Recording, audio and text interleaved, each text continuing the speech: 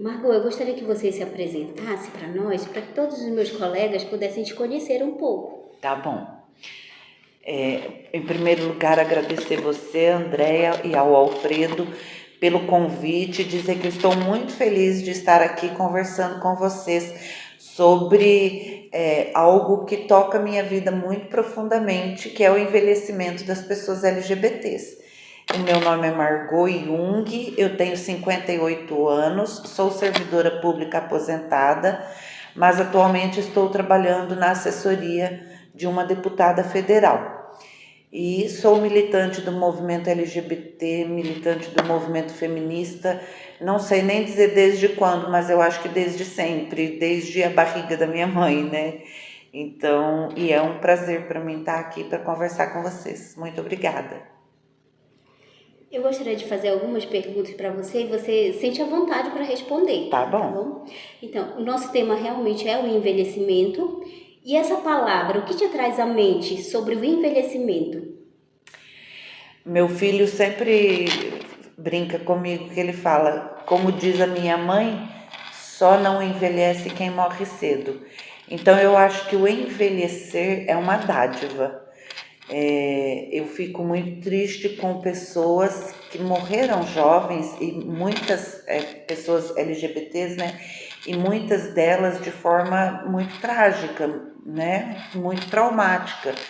E eu fico triste de pensar que eu tive a idade dessas pessoas, mas elas não terão a minha idade. Para mim, o envelhecer é o continuar crescendo, é o continuar evoluindo, é o continuar aqui fazendo história e de alguma forma tocando as pessoas. Então, eu acho envelhecer um privilégio, eu me considero uma pessoa privilegiada por isso. Que bom! Você sente que tem uma rede de apoio emocional confiável para envelhecer com dignidade e segurança? Não. Falando de pessoas LGBTs, né? Eu acho que falta muito do poder público investir em políticas que atendam a população LGBT que está envelhecendo. Essa nossa geração agora é a primeira geração que está envelhecendo quase que na sua totalidade. Nós tivemos antes de nós pessoas LGBTs que envelheceram e que já faleceram ou que estão agora com 90, 80 e poucos anos. Mas essas pessoas são pontuais, são algumas. Hoje, essa nossa geração, ela já está quase que na totalidade envelhecendo. E ninguém está preparado para isso. Nós não temos, as políticas públicas não avançaram nesse sentido. Então, nós sentimos muita falta de formação para trabalhadores e trabalhadoras da área de saúde, da área de serviço social, que tem de trabalhar o acolhimento, o apoio e a saúde das pessoas LGBTs.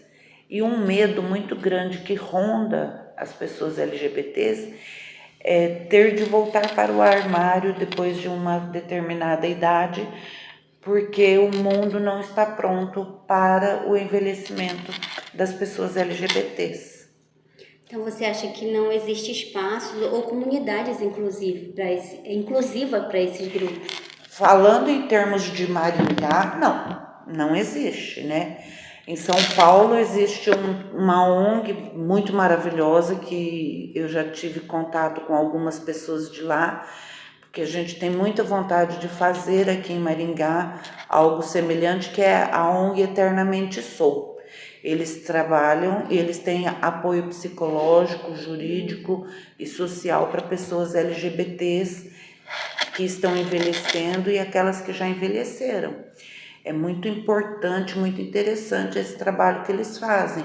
E em Maringá falta isso. Bom, em Maringá falta muita coisa, né? Ela é considerada a melhor cidade do Brasil para se viver, mas ela é a melhor cidade do Brasil para se viver para as pessoas hétero, cis, brancas, de classe média alta, cristãs, então, e com esses marcadores aí.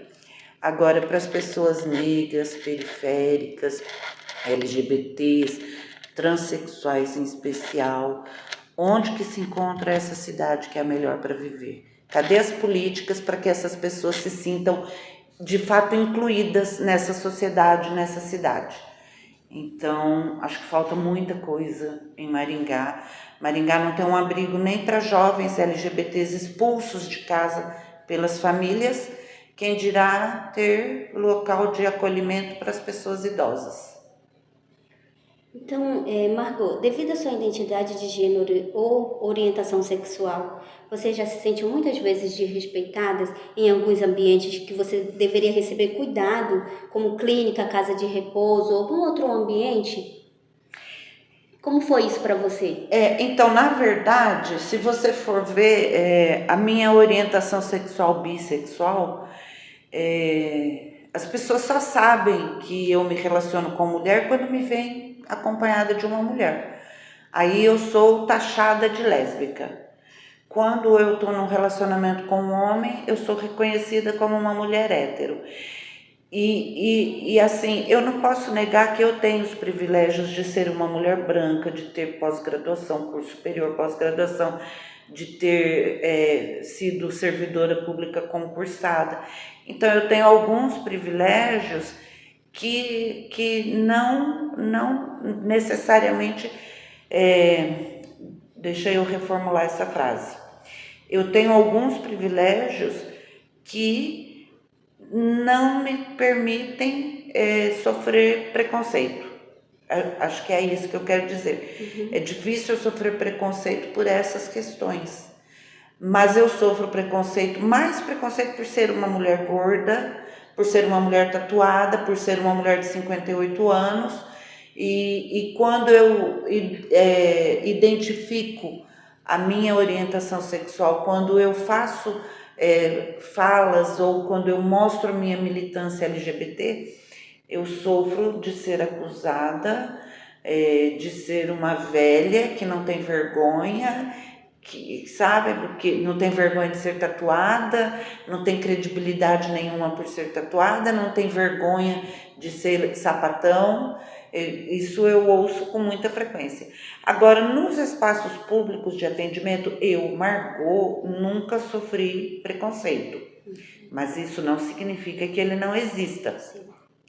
Eu sou presidente da Associação Maringaense LGBT e nos chega com muita frequência denúncias, inclusive nós temos um homem trans aqui em Maringá que nós acompanhamos juridicamente porque ele foi destratado por uma médica ginecologista numa UBS, sabe? Então, não quer dizer, por eu não sofrer, não quer dizer que o preconceito não exista. Ele existe e muito. Na escola, na UBS, no cartório, na igreja, na rua, no shopping, em todos os lugares ele existe. Ele existe e a nossa luta é para que ele deixe de existir. Principalmente nos espaços públicos de serviço público para atender a comunidade. Então é necessário formação dessas pessoas, cursos de capacitação de atendimento ao público específico para as pessoas LGBTs. Ah, mas por que específico? LGBT é melhor do que o resto do mundo? Não é melhor do que o resto do mundo, mas precisa ser tratado igual a todo mundo. Humanitariamente, né? Isso. Você falou que assim tem contato com outras pessoas pelo que você desenvolve hoje na sua vida. E para esses jovens que você tem contato, por exemplo, que são da classe, qual que você o maior você acha mais importante de ressaltar para eles? O conselho, a dica, eu diria assim, uma dica de futuro para eles continuarem, sobreviverem, enfrentarem tudo isso. Não é muito fácil, mas o primeiro conselho que eu dou é nunca deixem de estudar, estudem, sabe? A escola é um espaço muito cruel na nossa vida. A escola, ela não é muito acolhedora, ali a gente enfrenta todo tipo de violência, todo tipo de preconceito, é um espaço muito difícil. E a evasão escolar de pessoas LGBTs é muito grande. Muitos LGBTs desistem da escola justamente por não ser um ambiente onde elas se sintam acolhidas, onde elas se sintam protegidas e respeitadas. Também chegam denúncias aí de escolas que têm problema de deixar crianças trans usarem banheiro, professores que se recusam a chamar pessoas trans pelo nome que elas escolheram, fazem questão de chamar pelo nome morto, sabe?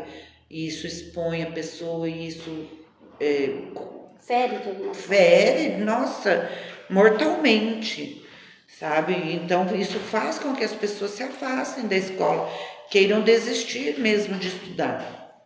E sem o estudo, elas vão se submeter a subempregos, com baixa renda, com muito mais dificuldades sociais e tudo. Então, eu sempre dou o conselho, por mais difícil que seja, permaneça na escola, estude, procure fazer uma faculdade, se esforce bastante, porque quanto mais estudo, mais chances essa pessoa tem de conseguir ter uma vida digna, com um salário bom e ter uma vida próspera, né? Sim. E assim, nada pode ser generalizado, né?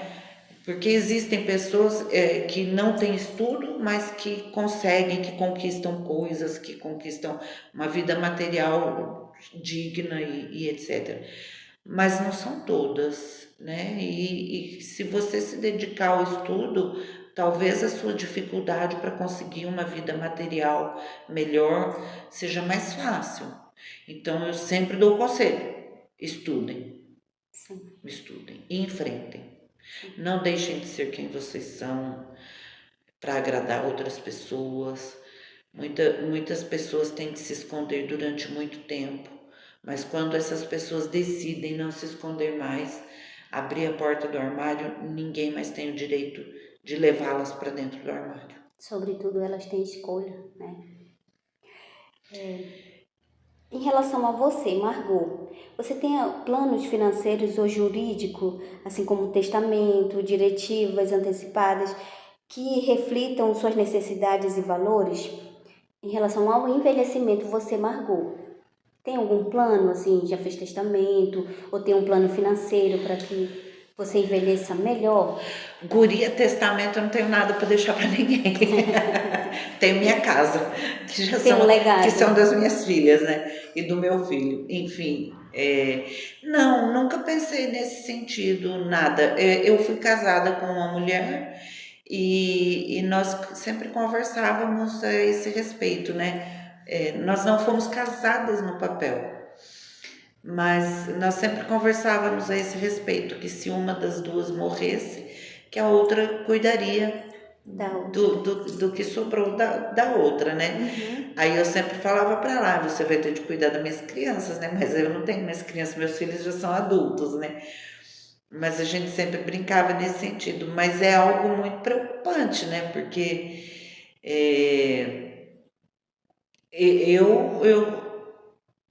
eu não tenho o que deixar em testamento, né? Mas quantas pessoas que não são casadas no papel e quando um dos dois, ou uma das duas morre, a família desassiste, a família de quem faleceu desassiste a viúva ou o viúvo e deixa na rua da amargura, né? E aí é muita luta jurídica, né, para conquistar. Apesar de que a lei determina, a lei já prevê, né, herança, plano de saúde, pensão e tudo, né? Mas se a pessoa não for casada legalmente no papel, é mais difícil porque precisa ter a luta jurídica aí, né, nessa situação.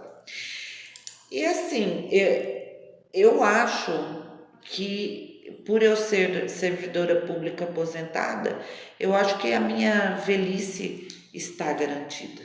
Mas é como eu disse, não é porque a minha tá que dos outros Tenham essa vai estar dificuldade. também, né? Então, mas eu vejo com muita dificuldade, assim, para muitas pessoas, principalmente as pessoas que trabalham sem emprego formal, sem carteira assinada, né?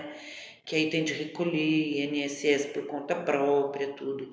Então, é importante que as pessoas pensem também nessa questão no futuro, né? Se previnam para o futuro. Sobre o envelhecimento, a solidão, ela te assusta um pouco? Muito, muito. Pode falar um pouquinho pra gente?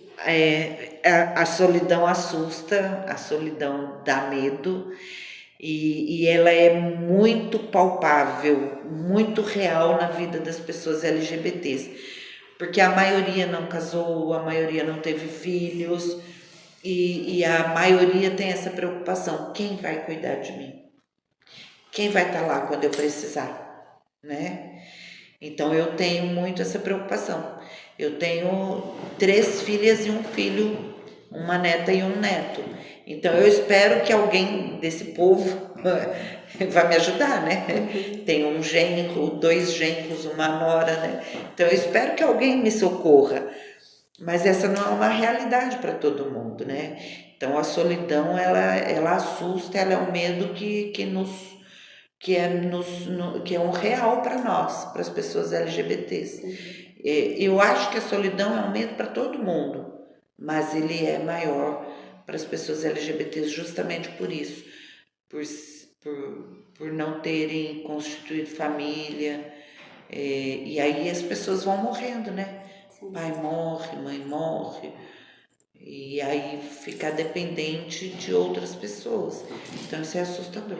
Sim. Você buscou algum tipo de terapia ou rede de apoio para lidar com isso? Sobretudo para você e para pessoas da sua família? Então, eu já fiz terapia um tempo já, mas agora eu não estou fazendo. E estou vendo uma forma de voltar a fazer, né? Que eu acho importante fazer. Porque por mais que nós tenhamos amigos, tenhamos família presente, é diferente você conversar com quem te ama e você conversar com alguém que não te ama e que precisa falar a realidade para você, como ela é, sem medo se vai doer ou não vai doer, E que o sabe? seu falar tenha uma escuta qualificada também. Exatamente. Alguém que me ouça sem amor e que fale comigo sem amor.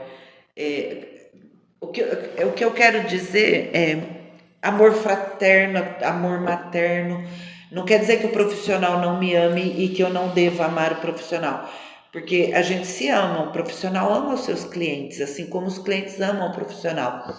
Mas é sem vínculo familiar, é isso, é nesse sentido que eu quero dizer. Talvez até eu nem devesse ter usado a expressão amor, porque eu sempre falo que o amor é que move a gente a fazer as coisas, né?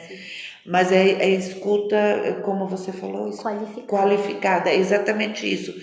É a pessoa ter escuta qualificada e me dar um retorno daquilo que eu preciso conhecer, que talvez a minha família, o meu filho, por mais que me ame, a minha mãe, por mais que me ame, não vai entender o que eu estou querendo dizer, o medo que eu sinto e dar um retorno para mim que possa amainar um pouco a minha dor, o meu medo.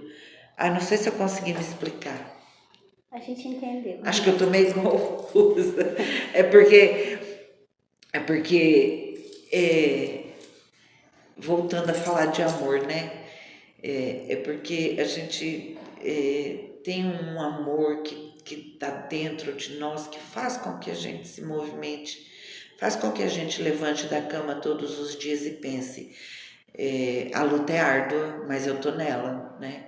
Eu não preciso pedir licença para ninguém, para existir, para carregar minha bandeira, para carregar as minhas cores em todos os espaços onde eu estiver. sabe? E assim, e a gente enfrenta muito preconceito, a gente enfrenta muita dificuldade, sabe? A gente vê que as políticas não evoluem, que tudo que a gente consegue, todas as nossas vitórias são através do judiciário, porque o legislativo não consegue avançar nas nossas pautas. Então, nós temos muito amor, mas nós também recebemos muito ódio, muito ódio. E é o ódio que impede que as políticas avancem. Quando uma pessoa se coloca para ser representante do povo, um vereador, um deputado, um senador, um prefeito, um governador, um presidente da república, uma vereadora, uma deputada, uma senadora, uma governadora e uma presidenta. Essas pessoas não podem, e isso eu falo porque eu faço a defesa intransigente da laicidade do Estado. Essas pessoas não podem permitir que concepções religiosas impeçam o avanço de políticas que vão melhorar a vida das pessoas. Ser LGBT é pecado. Se for pecado, é pecado para quem acredita que é pecado. Para a formulação de leis, as leis não podem ser pautadas em o que é pecado e o que não é pecado. As leis têm de ser pautadas no que é direito e no que não é direito. Então, quando uma pessoa se coloca como candidata para fazer política, para fazer leis ou para executar leis, ela não pode permitir que o pensamento, a ideologia religiosa dela interfira no direito de outra pessoa. Sabe? Então, é isso que acontece muito no Brasil. Acontece em Maringá, acontece no Paraná, acontece muito no Brasil. Você vê como a Erika Hilton e a Duda são desrespeitadas dentro da Câmara por companheiros de trabalho. São muito desrespeitadas. Então, isso é muita evolução das pessoas, exige que as pessoas evoluam muito, essas pessoas que ofendem, que agridem, evoluam muito, mas é um direito, sabe? Porque a gente está fazendo tudo isso por amor, sabe? Hoje a nossa geração que está envelhecendo, o que é que nós fizemos? Nós abrimos o caminho para que a Érica esteja onde está, para que a Duda esteja onde está, para que outras mulheres, outros homens trans estejam onde estão e avancem cada vez mais. Pessoas LGBTs estejam onde estão e avancem cada vez mais. Mas para isso a gente precisa acabar com a truculência do Estado e fazer com que o Estado haja em favor da nossa comunidade, do nosso segmento LGBT. Sim. A gente entende que na sociedade que a gente vive, se valoriza muito a juventude. E a velhice é tratada com preconceito. E você falou que é uma dádiva, então eu entendo como essa importância para você. E você, né, sendo da classe, já sofre preconceito duplamente, triplamente, até mais. Mas você pensa em deixar um legado para que, como você falou, abra portas para outras pessoas da sua classe. E como que você lida com isso? O que você tem feito para deixar esse legado, para abrir portas para outras pessoas? Eu saio de casa todos os dias, né? Sim. Eu saio e para lutar, isso já faz parte do legado, né? Lutar. E aí, independente de questões partidárias, eu já fui candidata a vereadora. Eu sou a mulher com mais votos do meu partido em Maringá nas eleições de 2024. Sou a segunda suplente a vereadora do meu partido. Sou suplente de deputada estadual pelo meu partido, né? E fui a primeira secretária estadual LGBT do meu partido aqui no Paraná. Então, isso eu considero muito uma abertura de caminho.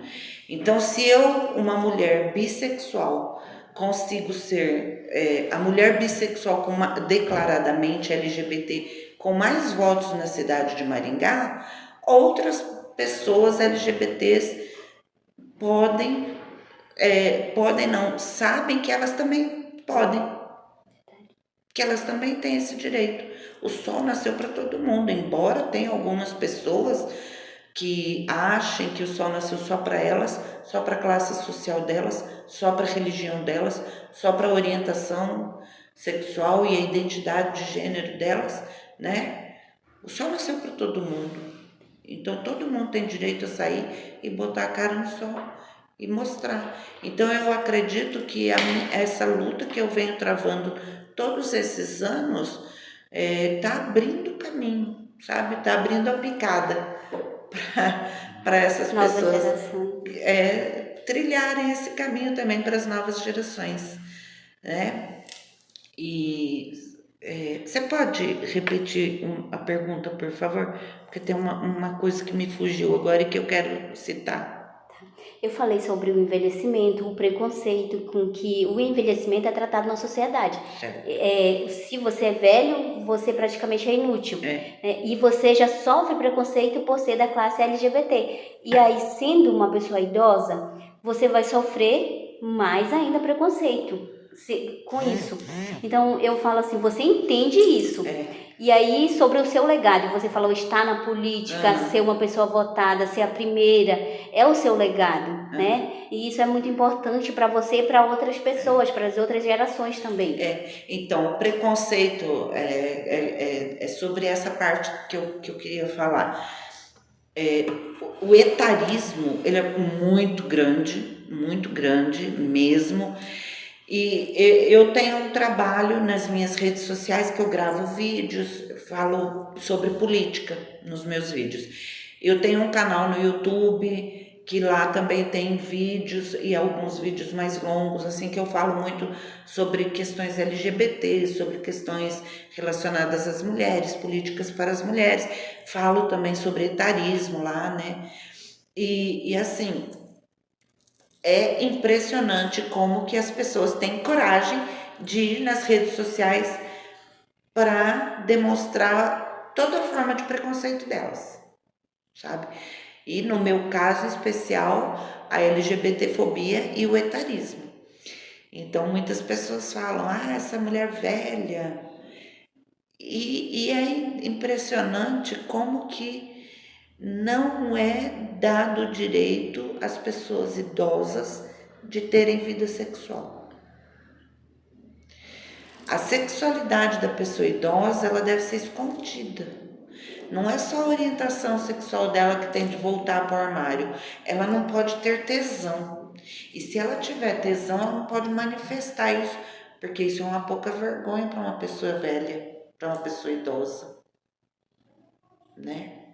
Então, infelizmente, esse tipo de preconceito existe e muito mais com relação à mulher e à pessoa LGBT. Tanto que existem inúmeros apelidos para o homem gay idoso, sabe? E apelidos desrespeitosos. Porque a sociedade acha que a gay envelheceu, ela tem de voltar para dentro do armário e ficar dentro de casa escondida que ninguém pode ver ela. E ela não pode ter desejo sexual. A mulher lésbica, nossa, que pouca vergonha. Tem idade para ser avó, sabe, querendo namorar, pensando nisso.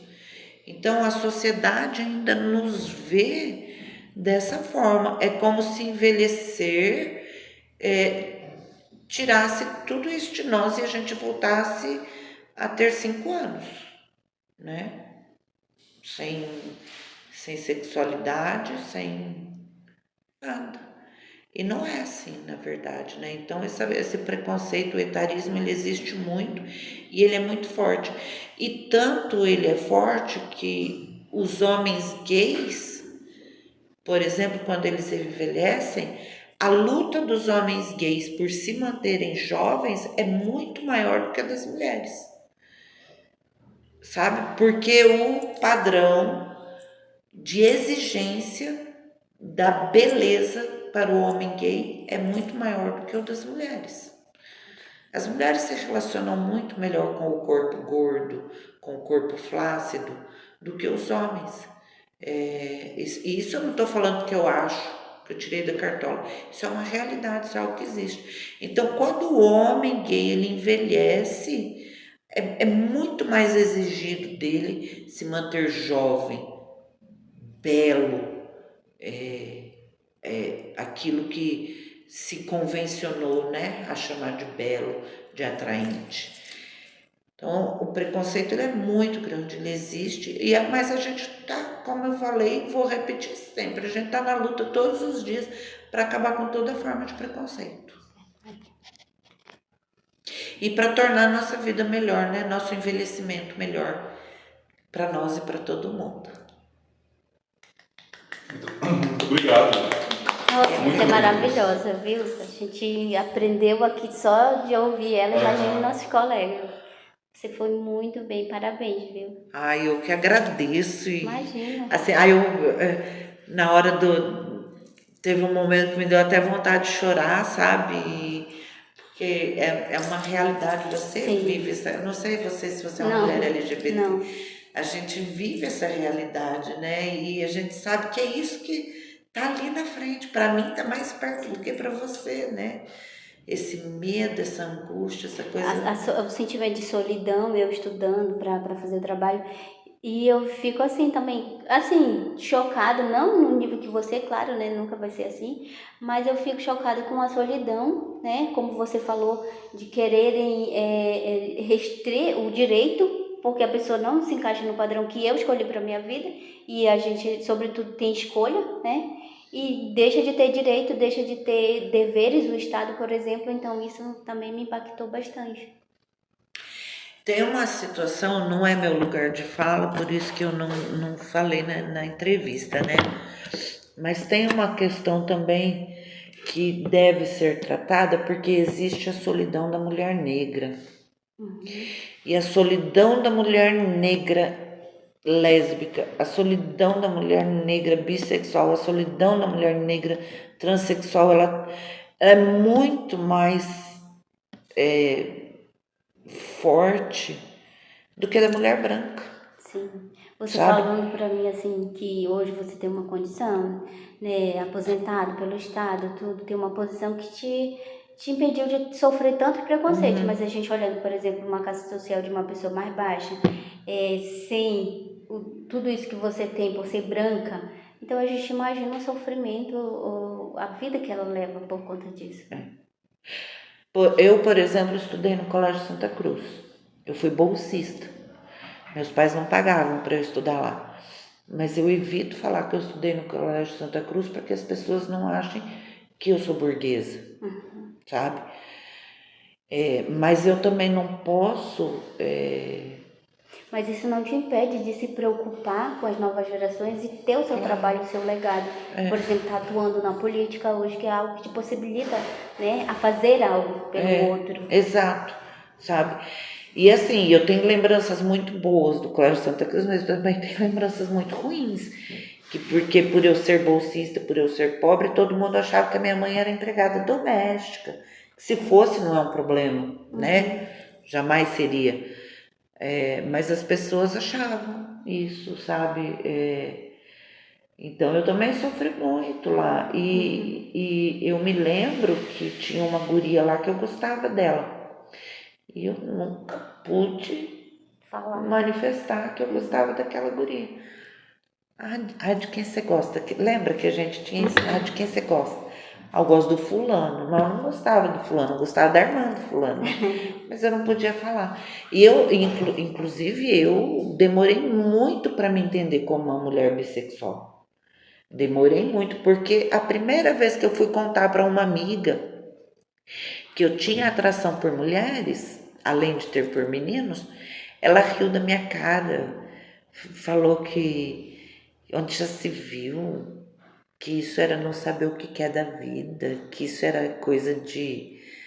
Eu não vou falar o termo que ela usou, mas ela, assim, colocou minha moral, assim, bem para baixo, sabe?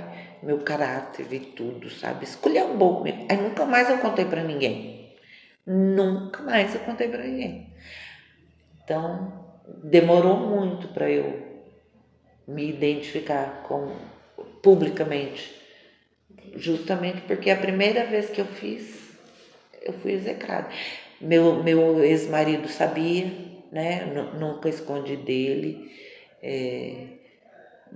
Outros namorados que eu tive sabiam, souberam também, sempre falei, né? Mas no público eu demorei muito para falar. E é libertador quando a gente fala. É muito libertador. Foi terapêutico para você? É, sabe? É terapêutico, é muito bom. Você tem um canal no YouTube? Tem. Sim. Qual canal? Margot Jung. Eu acho muito legal suas falas. Eu estudo numa faculdade que ela é religiosa e eu acho que necessita um pouco desse conhecimento assim, que você passou. Nossa, muito legal. Obrigada, que bom. Eu estou encantada. Eu estou encantada com você. Estou muito grata. Não sei como te agradecer agora. Estou em dívida. Só falar obrigada, só falar obrigado. Estamos em dívida, né? Não existe dívida. Não existe dívida. Margot, você autoriza que seja utilizada a imagem, a voz? Autorizo. nesse depoimento? Vocês não têm o papelinho Não, pra não, assinar? só o vídeo mesmo. Só o É, vídeo. tá gravando? Tá gravando. Autorizo, tá autorizado. Bom, obrigado. Então vou parar aqui. Você sabe que eu já trabalhei na UniCV? Ah, é? É, mas eu trabalhei lá na sede administrativa. Ah, linda. Não. Eu fui secretária da professora Marcela Faveiro. De qual? Ela departamento? é da EAD, ela é diretora da EAD. E eu fui secretária dela. Ah, que legal. Gente, minha diarista me ligou e